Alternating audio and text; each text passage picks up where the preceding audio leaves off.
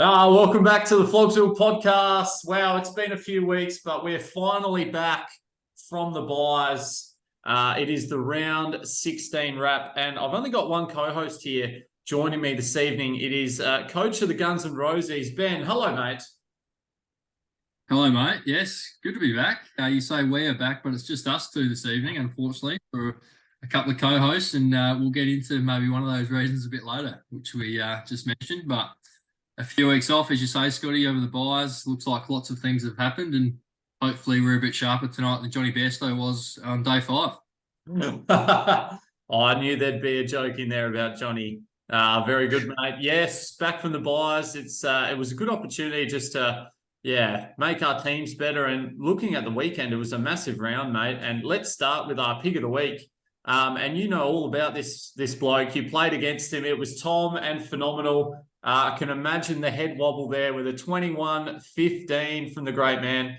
My word, to do that with Jaden Short 25 as well. Talk us through what worked for Tom. Yeah, huge round. You mentioned Jaden Short there on the Thursday going down on the 25.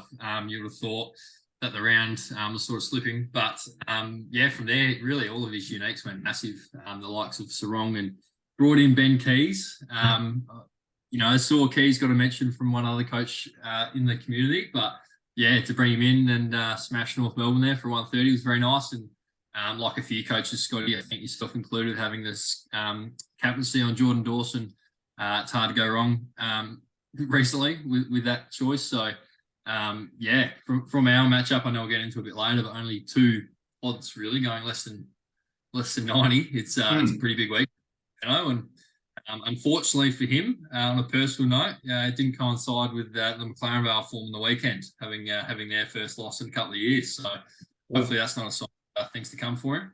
No, let's hope not. Yeah, just those boys. I know we'll talk about him more, but your boy Nick Dacos, Ben, just the lack of attention once again. How I don't get it. Yeah. It just does what it wants. Been asking that question for 16 weeks, Scotty, and I'm not sure I can go for 8 more, just quietly. But he's a great player. But wow, you would have thought someone would go near him. But anyway. We'll move on. Let's go our spud of the week. And I don't know, we don't do a lot of preparation for the podcast, as you might tell. But in looking through it just before we got on, I couldn't believe to see Team GC once again with a 22.95, Ben. Just getting the job done there as spud of the week. Once again, we need like a counter. I don't know how many times Team GC has been spud, but let's have a look at his team, because I haven't looked at his team. I'm sure. If you got his team there, Ben, you kick it off, mate. Why did he score so badly in such a great scoring week? Yeah, look, his midfield's been really good. To be honest, a lot of guys, his last scorer there in Rory Laird. So his midfield's going all right. But when you look into his back 6, you mentioned Dacos, but he's also got Harris Andrews 2.0 and Josh Worrell filling out a nice defensive role, and Blake Hardwick, maybe trying to get the form from a few years ago. Not exactly sure on that, but to be fair, he's had a nice captaincy score in Dawson as well, so can't blame that. But Kieran Briggs, I've noticed that will be a name that comes up in a few matchups as doing Scotty. I think he might be a chopping block for him and other coaches. Yeah, absolutely. Yeah, on the positives, like you said, the captaincy tick, Bond, Noah Anderson, doing very nice things. But again, just the back line, I don't know what's happened there. I liked Wanganeen Millera. He's a gun, so I love that pick. I don't know how long he's been in Zach's team, but we love that. So let's hope there's some improvement, mate, and he can finish off the year strongly. But again, we say this every time. Just on that one, Scotty, I think there's 2 very lucky sides to not get that award this week, considering they were finishing 20 points within Zach, and one is in the 8 at the moment. So I'm sure we'll get to him. But very lucky, I think. Very lucky. Well, let's get stuck into it. And we start with, there was a couple of really tight matchups. And we start with last year's grand final replay, of course. last year's grand final. Sam and I going head to head, and it was just my boys by 7 points. All it came down to was captaincy. Sam going with Jack Sinclair. I went with Dawson, and really the 7 points, we only had 4 pods between us, as you'll see, Ben. And really throughout the weekend, it was neck and neck. You know, Keys was massive. Sarong was awesome on Saturday against the Bulldogs, whereas Tim English and Bont were serviceable, but didn't quite hit that 130. It was nice to see Errol as a pod. Don't get that too often, and he did well. And then I thought after Darcy Cameron's putrid effort, I thought I was done for. But Kieran Briggs, just not good conditions for him against the 2 big Melbourne ruckmen. So that was it. Sam's side looks really good. He brought in Doherty for Yo, one of those coaches, unfortunately, with Yo to deal with. So, I can see Sam being right up there at the pointy end once again. Absolutely, mate. Blockbuster matchup, this one. You know, top 4 teams and it proved with near 2,500 scores on both sides. And as you say, Scotty, when there's only 4 pods, it's doesn't have to. Sorry, I've lost my words there. Performance from just one player really is the matchup. So Briggs, again, we mentioned him earlier. He's probably, I think, moving him on this week, but. First for Sam, that's 3 losses in his last 4 games and just drops out the top 4 for the first time this year. So not overly cause for concern, but I'm sure he'll be fighting for those top 4 spots the next few weeks. Yeah, absolutely. He will. Full confidence in him. Let's move on to our next matchup, mate. We had, the other tight matchup, Smith Scripps by 3 points over the B Sharps.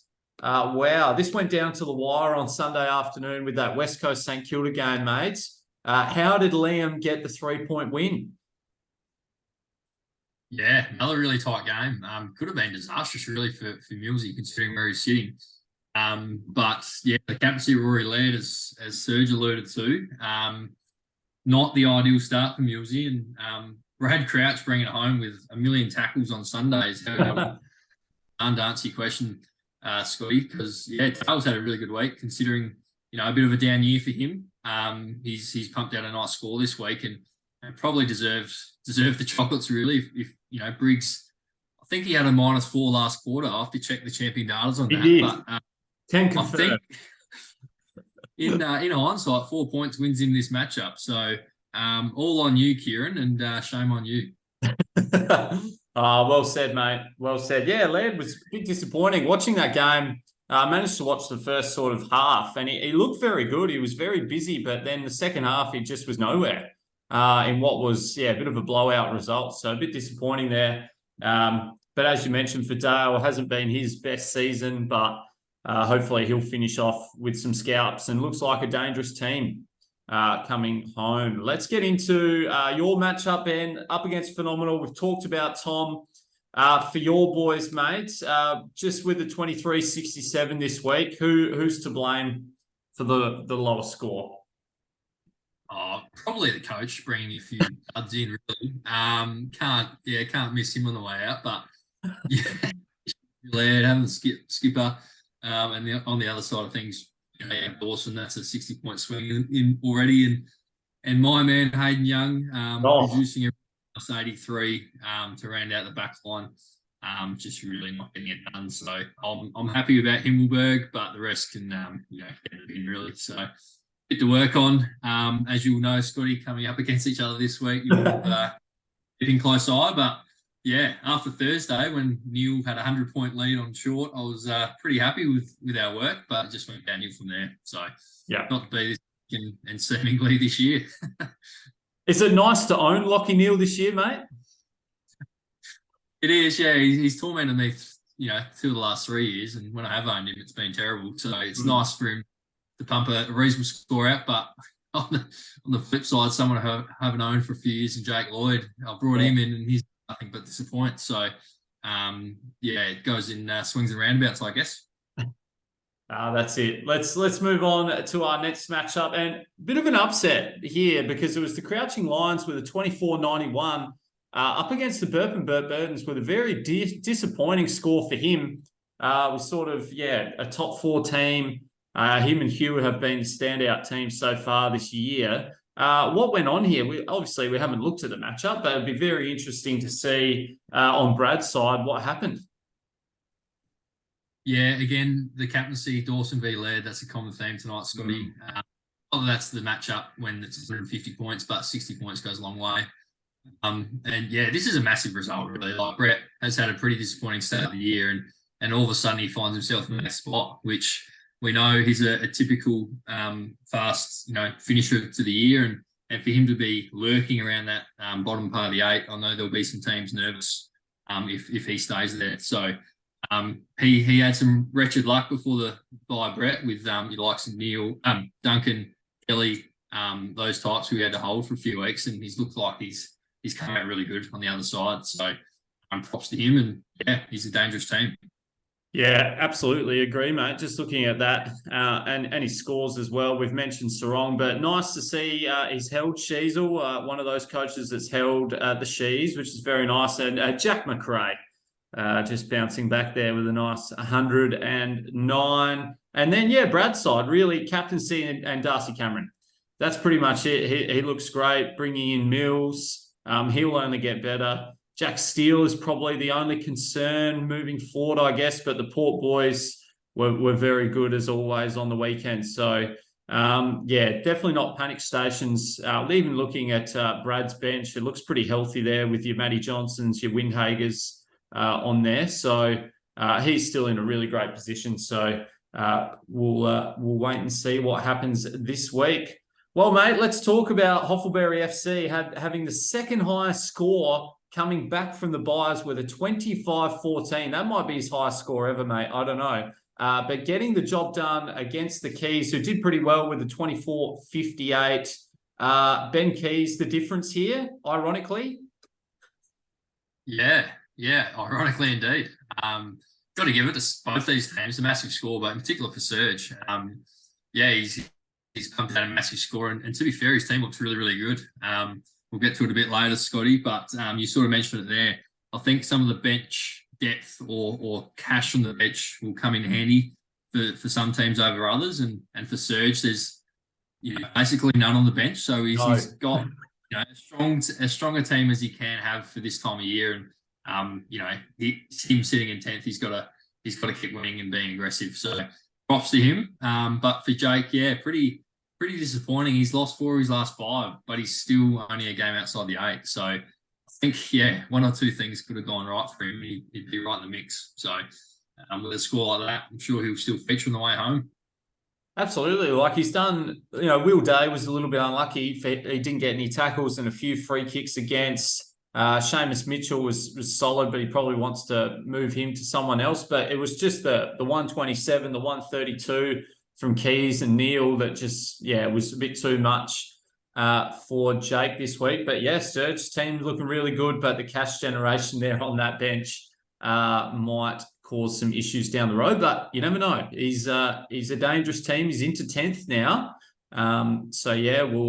We'll talk more about his scale of hardness later on, I'm sure. Let's go with the Liberatores. They won a little bit of a down week for his hat pursuit, but still within touching distance in the 200s, I believe, but getting the job done quite comfortably over King Kunta. What went well for Hugh this week, mate?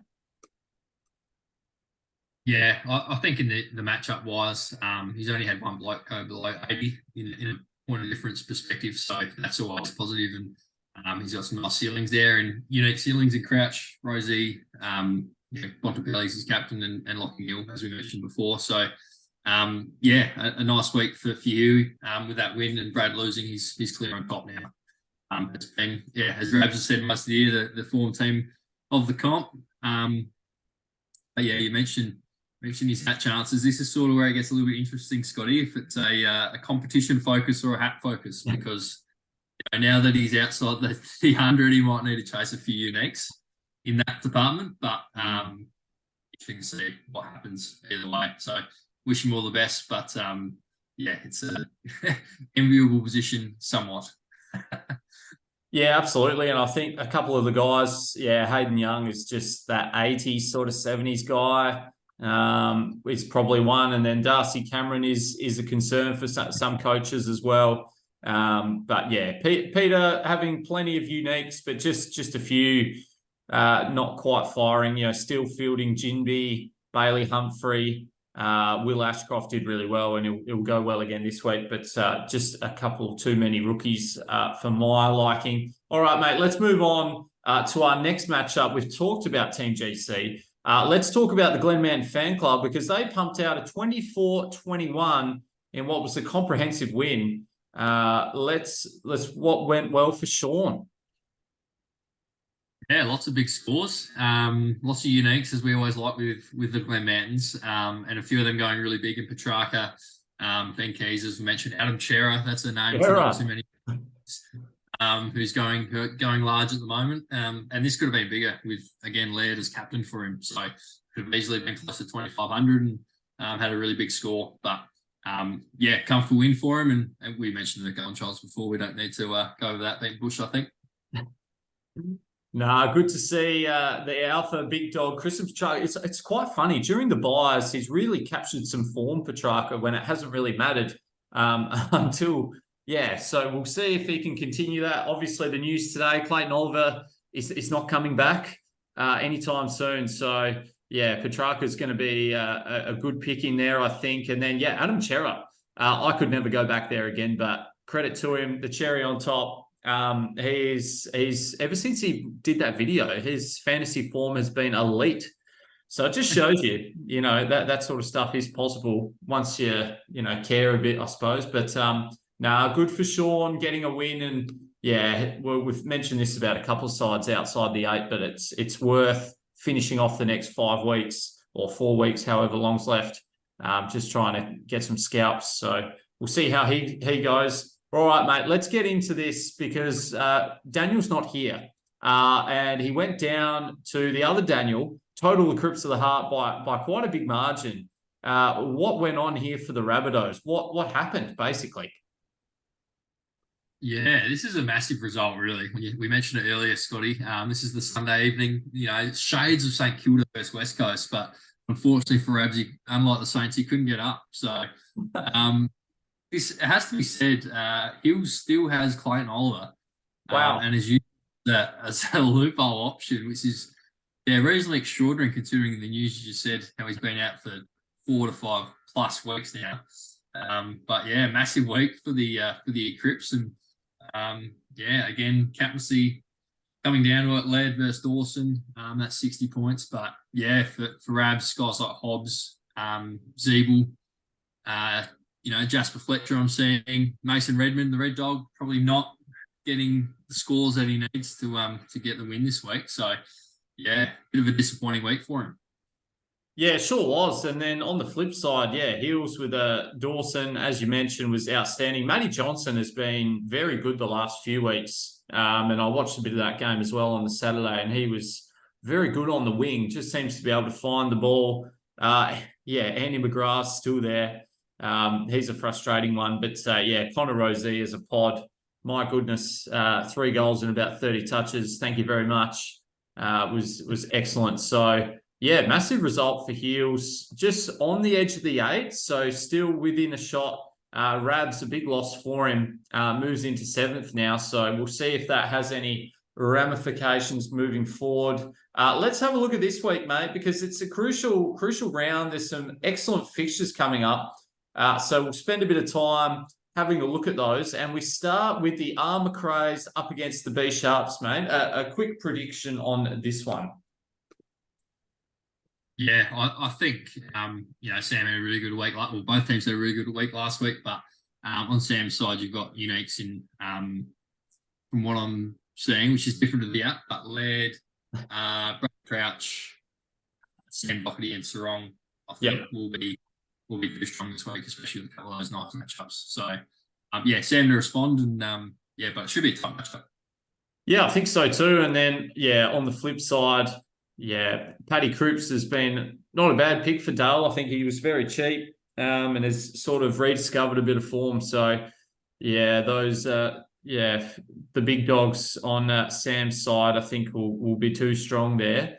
Let's have a look at our next matchup, and it's us, mate. It's us. We're playing each other, and it'll be an interesting one. We'll see how we go, mate. We've obviously got the Dunkley news, so it'll be interesting to see what teams do in general. But in terms of our two teams, mate, Nick Dacos up against the Bulldogs. It'll be interesting if the Bulldogs, maybe Luke Beveridge puts a bit of attention into him. Who knows? Who knows, mate? You are kidding, mate. That's not happening. No, I guess we don't need to talk about this too much. You would have to be favourites, mate. I'm being quite aggressive as I usually am, but we'll see where that ends up. Hopefully teams are nice and we can do something. But you have to favour yourself, mate. Yeah, it'll be interesting. Sheldrick, obviously want to have a look at him potentially, and I think a few teams would have been in this position. Maybe would have wanted to get that last rookie off field, but I think with the Dunkley injury to deal with, I think teams are going to have to do that again. So let's hope that Sheldrick pumps out a nice score, so we can see how we go. I think it'll be tight, mate. I think it'll be tight. Noah Anderson, I like him versus Port. That'll be good to watch him live. Love his work. And those the Giants boys, Himmelberg up against Hawthorn. If there's some nice weather there for him, could go very well. And Lockie Neal versus West Coast looms very, very large. So you never know, mate. You never know. Let's move on to the Smiths Crips up against Crouching Lions. Massive game here, Ben. Massive game. 6th v 8th. Let's take a deep dive into this one. Who's going to get the job done? Yeah, massive game this one. Both teams coming off 2 wins, so in good form. I think looking at the uniques, you probably have to favour Liam just with of Butters and Rosie, some nice matchups against the Suns on Saturday evening, as you mentioned, Scotty, and Brad Crouch again has been a form player recently. So based on that, you probably have to favour Mulesy, but anything could happen, I think, in this one. Yeah, I tend to agree there. I think the way teams are shaping up, they're very even. And I think, as we've talked about a little bit this week, I think the more, if I can speak right, the more, I don't know, the less rounds to go, the more teams are getting similar as they do. But it's been with the forward line, we've got really obvious guys, and in defence, we've got some really obvious guys. It's been the midfield that's been a little bit different, but guys like Brad Crouch, Lockie Neal are appearing in more and more teams. So, that captaincy choice and the matchup is going to prove very interesting. So, not sure what I'm trying to say, but teams are very similar. So it's going to come down to, 1 or 2 players, as we've seen last week. So, Smith's Groups, I think, just as favourites, but, Crouching Lions could get the job done. All right, let's move on to our pick of the week. Phenomenal up against the Keys. Should be a pretty tight matchup, this one. What do you see happening here, mate? Yeah, massive matchup. Obviously, former housemates, rivalries, really strong with these. For Jake, it's really a must-win, considering there's only 4 weeks to go, and he's a game outside the 8. So we mentioned before, he's been pretty unlucky this year, I think, considering his team. And we have to win this one, I think, to be a chance. So going short for Benno, he has to make that trade nice and early, which can sometimes be a bit of a headache. They use both trades sometimes to get that done. But when there's so few pods that I can see, Scotty, only 5 on my screen. Yep, same.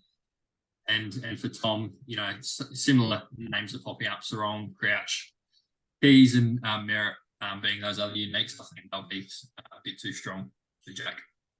Yeah, I like Cornelio though. I like him against Hawthorn. He's starting to get into some form. Will Ashcroft as well up against the Eagles should be great. So I agree with you. I think phenomenal. Slight favourites here ahead of the Keys. All right, let's have a look at our next matchup. It is, wow. Look at this one. It is first versus second. It's the Burtons up against the Liberatores. Who do you see winning this one? Yeah, blockbuster, Scotty. This is what we've been waiting for. These two teams to play each other. You'd have to say if you wins this one, he'll clearly be finishing first, you would think. But yeah, again, there's only 5 uniques from what I can see. 4 uniques, sorry, from what I can see. 4. Wow. And yeah, as you mentioned, 2 of those play Hawthorn this week in Hillenberg and Cornelio. For Brad, you'd like that matchup on his side. And then, yeah, a couple of struggling guys in Mills and Steele who, we know their pedigree. So promises to be really close. Again, I think Hayden Young on Hughes' side could be a letdown here in only 4 uniques. And if he pops another 70, it could spell trouble for him. So maybe somewhat controversial. I'll back the Burtons, but who knows? Could be an upset. Yeah, it could be an upset. I like it a lot, mate. I think you have to, Hughes' side, Lockie Neal, we've spoken about. Brad Crouch is in unreal form. And then Hayden Young is the weak spot there. But yeah, I think Brad has definitely got a shout this week. Again, the Hawthorn matchup, and I think, Steele and Mills will be the key. I think Mills could be pretty good tomorrow night. So we'll wait and see on that one. So I think slightly favour Hugh, but it'll definitely be close with only those 4 pods at the moment. Let's talk about the next matchup because it is Hoffleberry FC up against the Glen Manton Fan Club. If Serge can get the job done here, he has really got a shot at getting inside the 8 as his little scale of hardness he created, put in the group chat, which was really nice to see from Serge. Serge's scale of hardness. What do you see happening here, mate? Yeah, got to give him credit there. That's incredible work. Love the color coding type setup as well. We like that attention to detail. So the kudos to him. And with that sort of work, he must think he's a chance of making it because I don't think he put that effort in for no reason, Scotty. So, we mentioned both these teams really high scoring last week. A lot of uniques as opposed to some of our previous matchups that we've talked about. But yeah, I think Serge will win based on a bit of form. Again, wouldn't be surprised if that went the other way, though, considering who he's playing. That draw that he's had earlier in the year could actually help him in a funny way. He'll be on uneven points to everyone else. So if he can get a win and Brett loses, for example, would only be a half game outside with 3 games to go. So, wow. Yeah, big week. Yeah, it's a massive week for him. And looking at his unique plays, you've got to favour him, that's for sure. But yeah, with Sean's side, those guys could, Mason Redmond, as we know, as I know especially, can pull off anything. Chera Walsh, Sarong, those guys in the last game also will be coming home like a freight train. So, yeah, I think you have to favour Serge. He's done really well over the buys, and it's good to see he's engaging and lasting the whole season. Definitely not undownloading the app, that's for sure. That's true. Sorry, Scotty. I've got 2 more things based on this matchup. Yeah. One, that Christian Petrarca is now unique for Sean, meaning that Serge has traded out the alpha male, big dog type player, which I just dragged onto. And the other one is Josh Dunkley's unique for Serge, which we've known that Sean, the only one with not him all year, and now that he's injured, he'll be really happy with this decision to not have him for 16 rounds, I'm sure. So a couple of unique ones, curly ones out of this one, but that's what we're about, Scotty. That is excellent sourcing, mate. The alpha big dog has got, and he's been in wonderful. We'll have to ask Serge about that, and he needs to respond. Really, that's an unbelievable move from him. I'm rattled by that news. He's been doing so well. It's just anyway. King Kunta versus Total Eclipse. Are we saying Daniel winning again?